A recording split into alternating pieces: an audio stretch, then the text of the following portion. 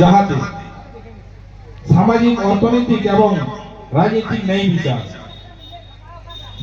চিন্তা, অভিব্যক্তি, বিশ্বাসের, ধর্মের, উপন্যাসের স্বাধীনতা প্রতিষ্ঠা ও সুযোগের সমতা নিশ্চিতভাবে লাভ করেন এবং তাদের সকলের মধ্যে ব্যক্তি মর্যাদা, ভারতীয় ঐক্য, সংহিত আশ্বাস, মাতৃভাব বর্ধিত হয়।